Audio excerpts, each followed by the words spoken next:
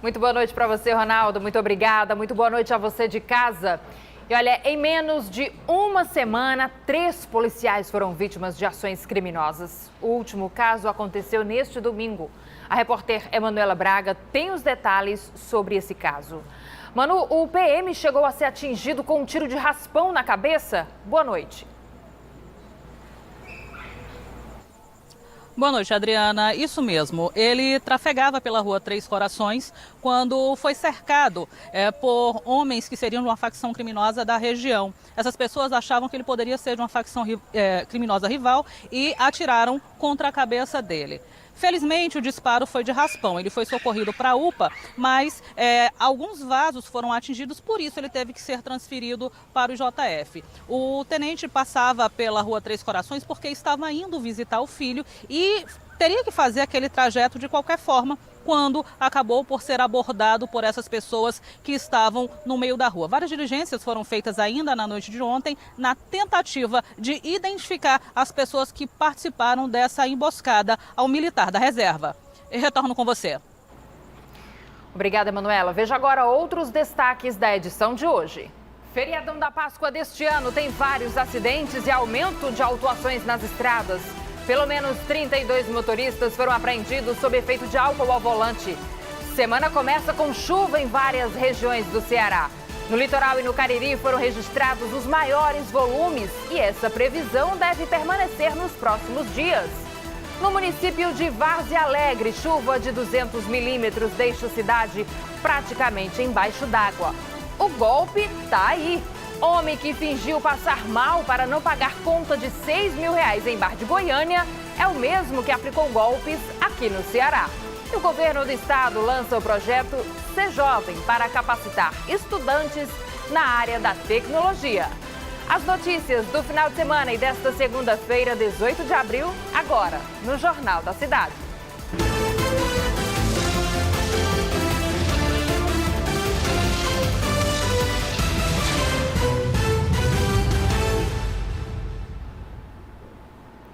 O uso de máscaras não é mais obrigatório no Ceará em ambientes fechados e locais abertos, com exceção do transporte coletivo e áreas da saúde. Apesar da liberação, especialistas alertam que a pandemia não acabou e ainda é preciso ter cuidado.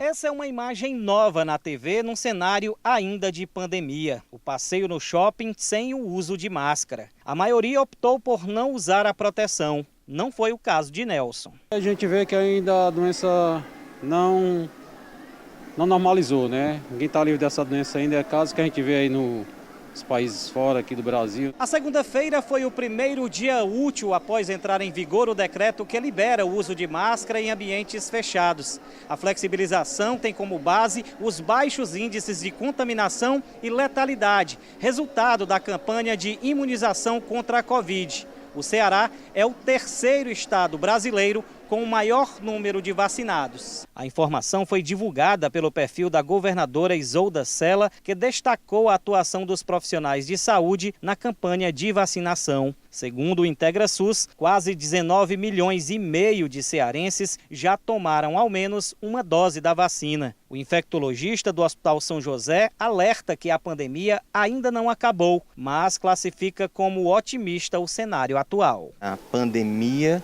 ela continua.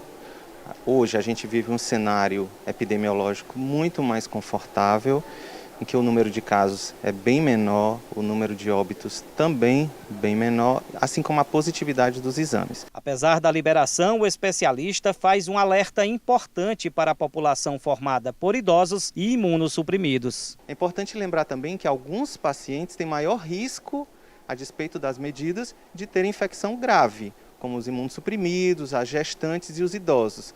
Para esses pacientes, a gente recomenda e reforça o uso de máscara mesmo em ambientes fechados. E o número de acidentes nas BRs que cortam o Ceará foram quase 40% maior no feriadão da Semana Santa deste ano em comparação com o ano passado. Ultrapassagem proibida e uso de bebida alcoólica foram as principais causas dos acidentes. O feriado foi longo. Neste período de Semana Santa, muita gente decidiu aproveitar o feriadão longe da capital e vários acidentes foram registrados nas estradas. Na manhã deste domingo de Páscoa, um acidente envolvendo o ator Silvério Pereira aconteceu na CE 166, que liga os municípios de Piquet Carneiro e Senador Pompeu, no interior do estado. Nas redes sociais, ele tranquilizou os fãs. Agora que eu já estou em casa, estou aqui deitado na minha cama, no meu quarto, e que a minha assessoria já postou a nota explicando tudo direitinho, estou vindo aqui nos stories para todo mundo que está me procurando, que está querendo mandar mensagem, eu não estou conseguindo responder todo mundo, né, para dizer que eu estou bem. Nas rodovias federais, diversos casos foram registrados. No sábado, um caminhão tombou na BR-222 próximo à Frecheirinha. Populares relataram que o veículo estava sem freio. De acordo com dados da PRF, 1.656 autos de infração foram registrados nas estradas federais que cortam o Ceará. Além disso, 32 condutores foram apreendidos sob o efeito de álcool, 300% a mais que os registrados em 2021. A fiscalização ela foi intensa, fizemos também apreensões de drogas, apreendemos cocaína, fizemos ações de combate à criminalidade, onde logramos apreender 11 quilos de cocaína ontem em Caucaia, droga esta vinda de Rondônia, um tanque de combustível inclusive, e procuramos fazer um trabalho preventivo. De acordo com a Polícia Rodoviária Federal, o número de autuações foi 39% maior que o registrado no mesmo período do ano passado. A principal preocupação dos agentes é em relação à ultrapassagem indevida, o que causa mais acidentes e mortes nas rodovias do Ceará. Muitas vezes, quando ela é mal sucedida, ela resulta numa colisão frontal e aí traz verdadeiras tragédias. E a gente flagrou 357 pessoas que ultrapassavam em locais proibidos. E a semana começou com chuva em várias regiões do Ceará. No litoral e no Cariri foram registrados os maiores volumes. Depois de um feriadão de Páscoa com sol em boa parte do Ceará, a chuva voltou e com intensidade em alguns municípios. Várzea Alegre foi o que registrou o maior volume de chuva, 200 milímetros. Também na região do Cariri, a FUNSEMI registrou outros acumulados expressivos, como em Grangeiro, 86 milímetros, e Cariús, 61 milímetros. De acordo com os dados parciais aqui da FUNSEMI, no intervalo entre as 7 horas de domingo e as 7 horas da manhã desta segunda-feira, choveu em mais de 127 municípios. Os maiores registros na Ibiapaba, Heriotaba, com 96 milímetros, Varjota com 93, seguido de Tianguá com 87 milímetros. Aqui na capital, a segunda-feira começou com muita chuva. O último registro divulgado pela FUNSEMI foi de 135,8 milímetros. Mas ainda pela manhã, o sol apareceu. Um pouco tímido, mas alegrando o início da semana do fortalezense, que já anda sentindo falta dele. Já a gente aproveitou para vir curtir um pouco a praia, fazer uma corridinha. Muita saudade mesmo. Segundo o Instituto Nacional de Meteorologia, abril ainda deve ser um mês bem chuvoso aqui no Ceará. Para esta semana, a previsão em Fortaleza é de chuva todos os dias. As precipitações devem se concentrar pela madrugada e pela manhã. Aqui na capital, Fortaleza, o maior registro até o momento foi na Messejana, com 70,4 milímetros. Para amanhã, a tendência ainda é de chuvas em todas as macro-regiões. Já para a quarta-feira, a tendência é de uma diminuição das chuvas. Mas ainda há possibilidade de chuva, principalmente na faixa litorânea e no Cariri. E na manhã de hoje, uma árvore caiu em plena Avenida Duque de Caxias, no centro de Fortaleza. Era por volta das 11 horas da manhã, quando a árvore caiu sobre uma van.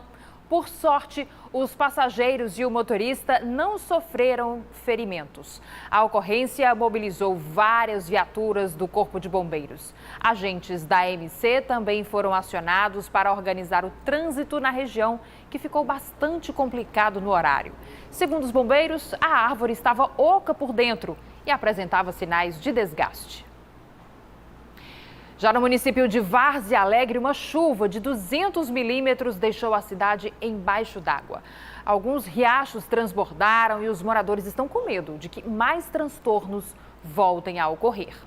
Moradores do conjunto habitacional Leandro Bezerra de Menezes tiveram os apartamentos invadidos pela água após a chuva da madrugada. Acordei com a casa cheia d'água, a menina estava deitada no chão, no colchão. Ela estava boiando. Cícero tentou salvar alguns móveis e geladeira. Mesmo assim, tudo molhado. Além do prejuízo, o maior medo é de novos alagamentos. Estamos inseguros, porque qualquer chuva pode acontecer a mesma coisa. Tinham água vazando aqui nos pés do prédio. Nos pés do prédio aqui estavam vazando água, aonde se torna um medo também até de um prédio desse poder acontecer de rachar ou ceder. No bairro Salesianos, ruas foram alagadas e prédios foram invadidos pela água. Com a lagoa formada, a via ficou intransitável. Fizeram o saneamento, mas a comporta é pequena e até agora não resolveram nada. Em Várzea Alegre, também no Cariri, voltou a chover no fim de semana. O município registrou a maior chuva do estado. Choveu 200 milímetros entre sábado e domingo, de acordo com a FUNSEMI. Alguns riachos transbordaram, deixando bairros submersos. Muitas casas foram invadidas pela água. No ano de 2022, nós já ultrapassamos 1.300 milímetros aqui no município e isso, de uma certa forma, tem gerado alguns desconfortos à população. No entanto, o poder público do município trabalha diuturnamente visando restabelecer os cenários e devolver à população a tranquilidade esperada. No mês de março, centenas de pessoas de Várzea Alegre ficaram desabrigadas ou desalojadas após uma chuva que transbordou açudes na zona rural. A nossa assistência social, junto com a Defesa Civil, tem feito visita nessas comunidades, nesses bairros, e iremos levar para essas famílias, dentro das possibilidades, o que a gente puder para minimizar toda essa problemática. De acordo com a Secretaria de Desenvolvimento Social e Trabalho da região, a Defesa Civil foi acionada e enviou equipes ao local imediatamente.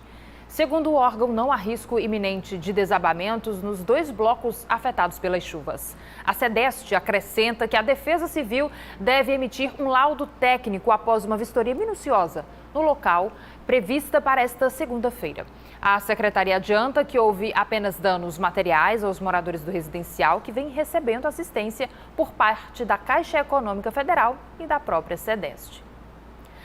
Atenção, motorista, cuidado redobrado ao andar de carro e tentar passar por um local que esteja alagado.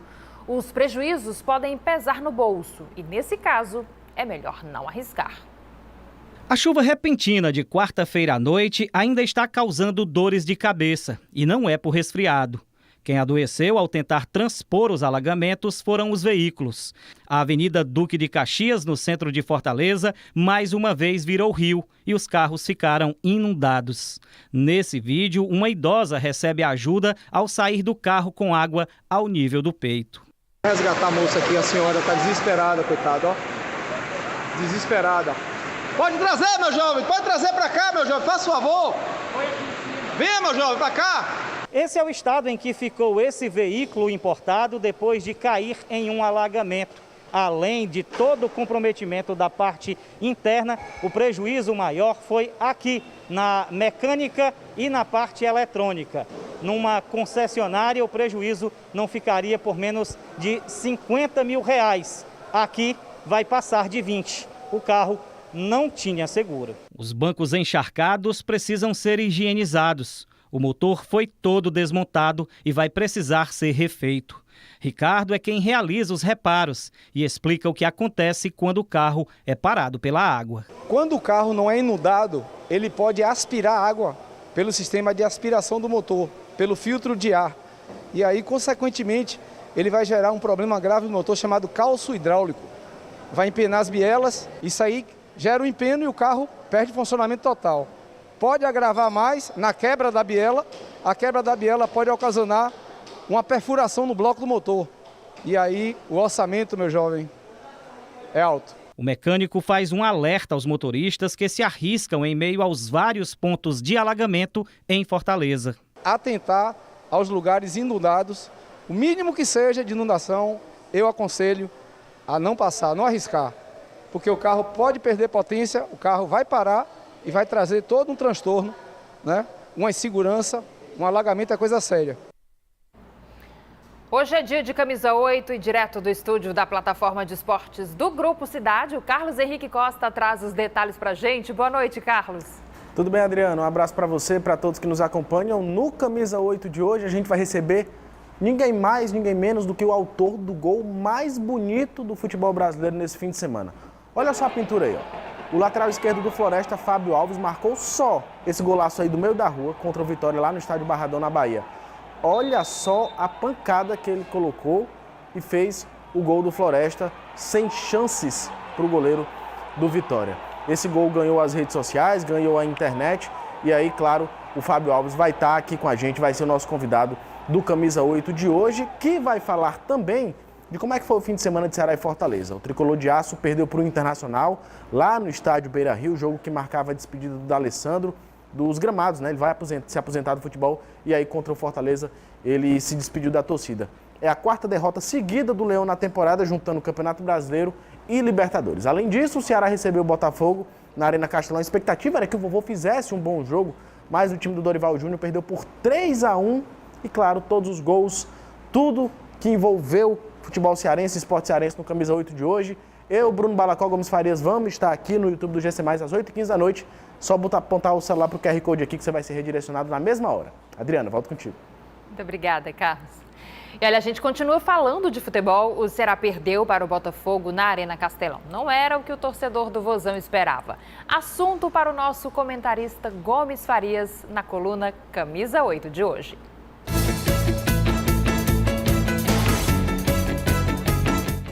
Olá, boa noite. Concordo que o Ceará não jogou ontem contra o Botafogo aquele mesmo exuberante futebol que ele jogou contra o Palmeiras. Concordo também que o Ceará não jogou contra o Botafogo aquele mesmo futebol que ele jogou contra o La Guaira, lá na Venezuela. É verdade. Concordo que o Ceará pode ter sentido falta do seu grande ídolo, que é o Vina. Concordo com tudo isso. Mas tenho que concordar também o que acabou com o Ceará ontem foi a marcação, foi a saída de bola que deram sem a bola ter saído. Árbitro da FIFA, não é possível que não saiba que a bola só é considerada fora quando ela sai toda. Eu costumo dizer que mulher não erra, se equivoca. Mas o equívoco da nossa auxiliar de ontem foi terrível. Porque, amigos, olha, no jogo de futebol é muito importante. Se o time faz um gol e o seu gol é anulado injustamente, mexe com a cabeça de todo mundo, de todos os jogadores. E aquilo influenciou consideravelmente para o Ceará se perder. Ele ficou lost in space dentro do campo. Passe uma boa noite e até amanhã.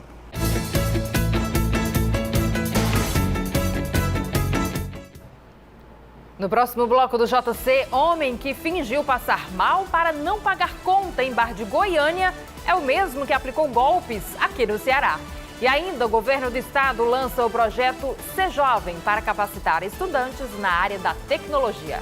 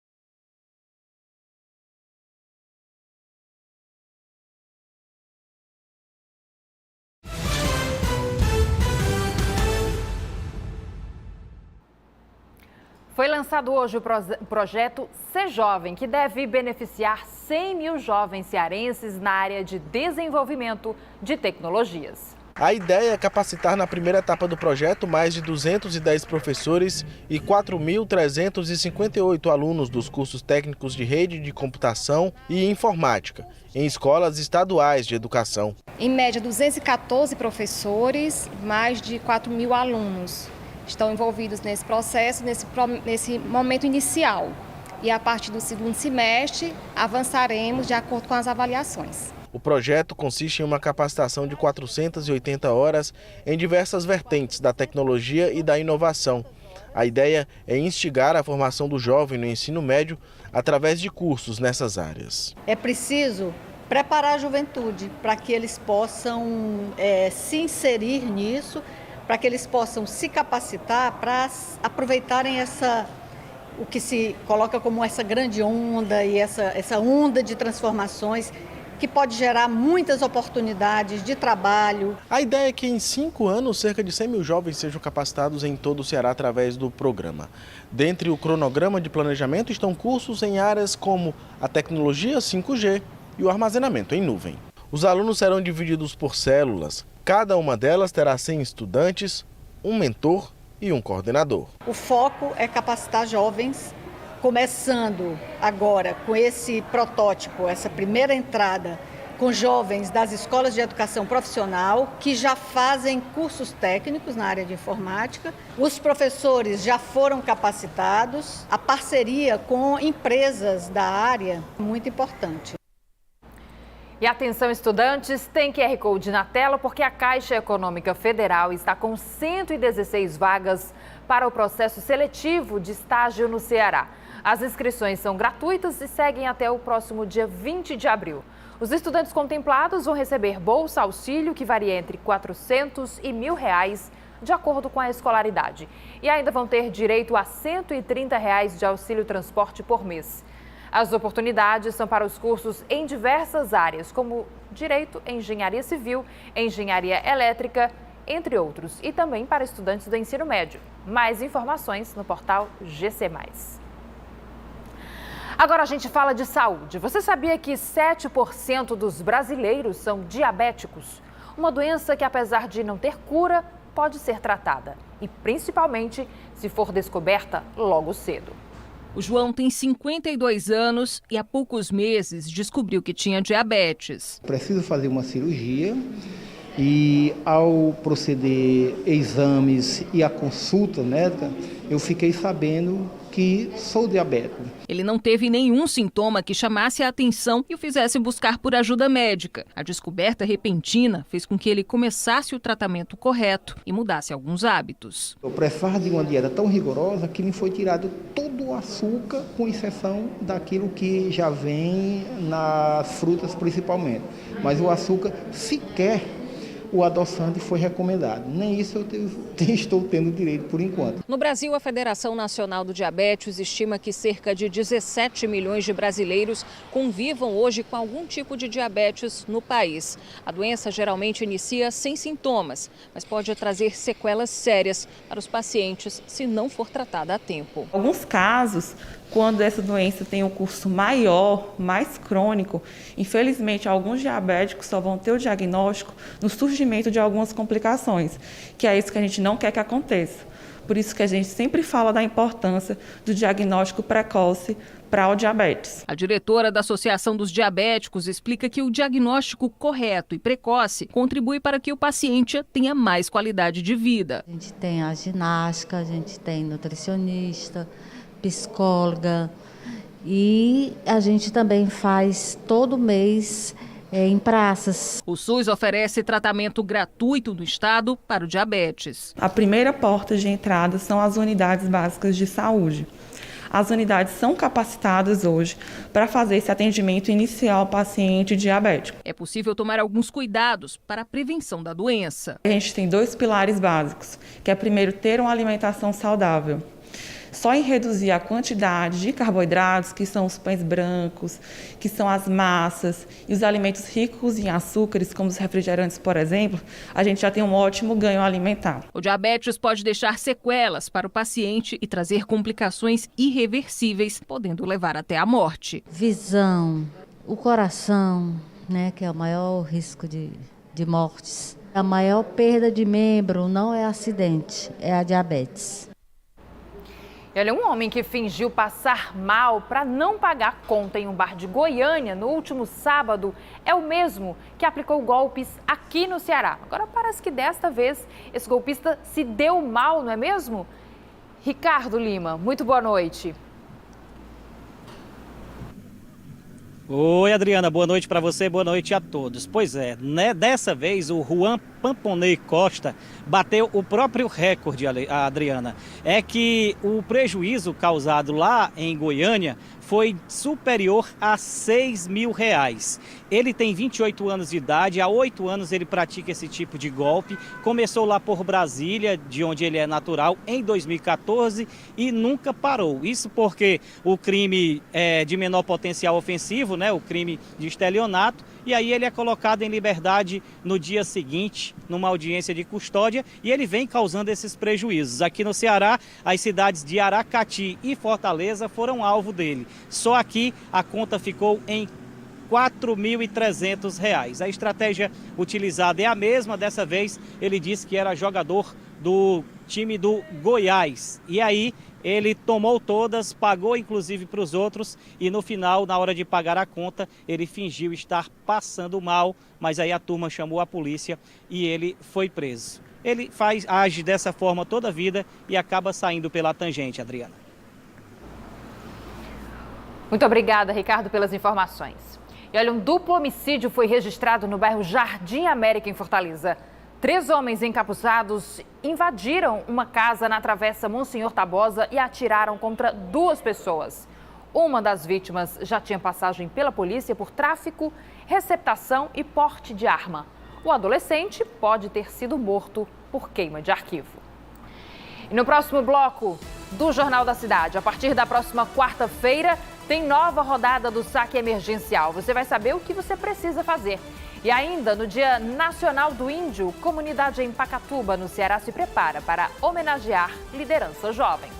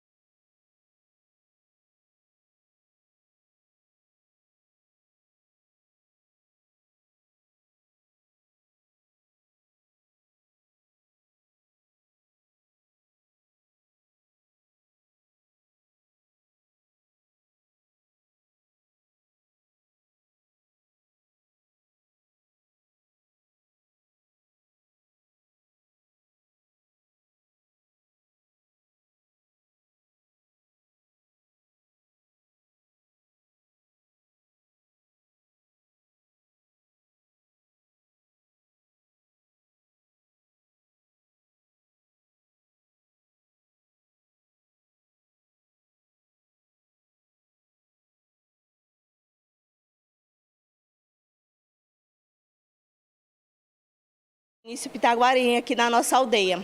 Esse jovem que veio com um corpo de jovem, um semblante de jovem, mas com o espírito de um ancião, de um ancestral, de conhecimento, de sabedoria, que deixou muito ensinamento para todos nós. Benício Pitaguari era geógrafo, ativista, professor, curador e artista visual. A maior homenagem veio com este painel, que chega a se confundir com a Serra de Pacatuba. Aqui onde ele fazia todas as atividades, onde ele tinha as conexões, aqui onde ele começou a inserir tudo aquilo que ele aprendeu para os jovens da comunidade. Este quadro também fica na escola, que é que explica por que esta imagem é tão significativa. Então essa foto ela vai ficar na escola como lembrança, desses momentos que a gente teve com ele na roda do Toré. Ele está com o braço em cima do tambor. O tambor, quando toca o tambor, parece que todo mundo assim é tomado pela essa energia que unia e que a gente dançava toré e não cansava, Ao mestre, ao artista e ao ativista, a dança do toré vai ecoar pelas serras de Pacatuba, para mostrar que a tradição não pode ser vencida, nem mesmo pela morte.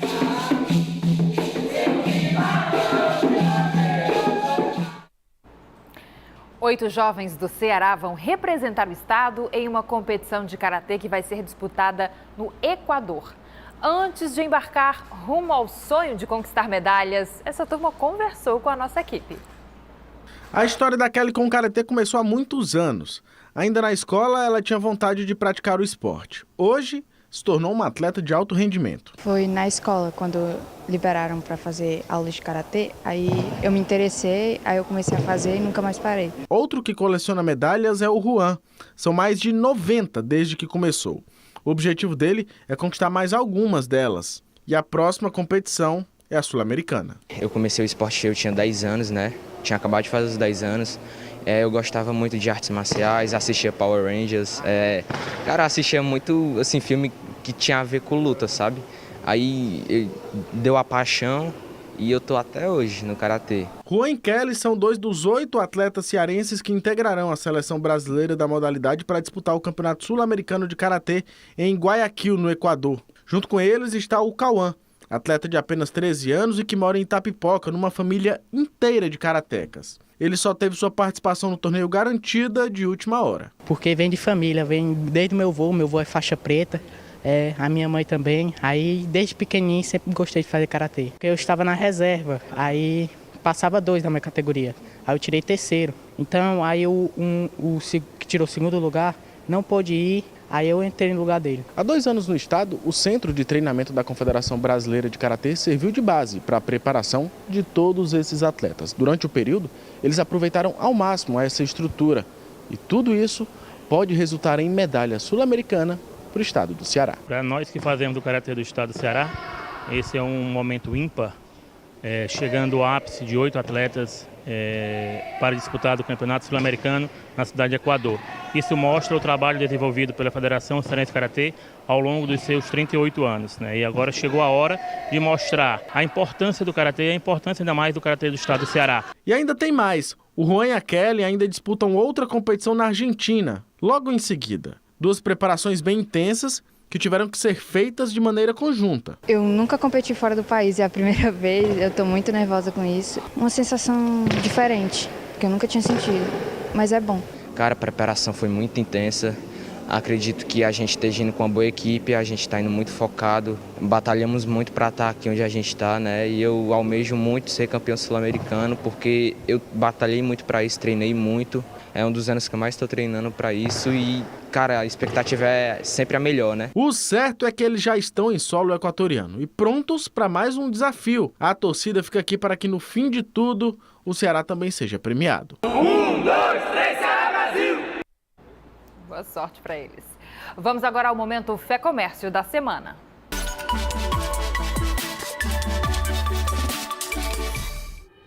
O cearense é um comerciante nato. O comércio faz parte da família, da história e da vida de todos nós. Uma dessas famílias tradicionais do comércio que você vai conhecer agora. A Freitas Varejo foi fundada em 1988 pelo meu pai. Ele ganhou uma loja do meu avô e começou a focar bastante no varejo. Ele começou a primeira loja na General Sampaio. tenho bastante lembrança, principalmente na inauguração de uma das lojas, na Bezerra de Menezes, a gente tem há bastante tempo. A gente fez uma festa de inauguração. A loja do Juazeiro era só de R$ 1,99. Foi uma das primeiras no Brasil. Fui morar fora. Teve uma época da minha vida que eu realmente achava que eu não ia voltar para trabalhar aqui na Freitas. Mas depois eu vi, conversando com meu pai, com minha mãe, que eu realmente gostava disso aqui. Quando eu entrei aqui, a gente tinha exatamente 2 pessoas na equipe de marketing, estava engateando com o site. Hoje a gente tem uma equipe maior, são quase 20 pessoas trabalhando entre marketing e e-commerce. Eu acho que essa foi minha contribuição, eu diria, que é realmente trazer esse olhar mais novo, mais diferente, mais inovador. Atualmente, a Freitas está em 6 estados. A gente também tem uma fábrica dentro do grupo de plástico. Hoje a gente tem uma equipe de importação muito robusta, que importa dos mais diferentes países. Nós temos planos de expansão e realmente ser líder regional no Nordeste. Esse é o nosso foco. O comércio sempre esteve presente, assim, ele sempre foi muito, sei lá, intrínseco na vida da minha família. Meu pai é comerciante nato. Aprendeu com meu avô, acho que está do DNA mesmo da família, no geral. É por isso que a gente diz, onde tem comércio, tem o sistema Fê Comércio, defendendo o comércio, transformando vidas.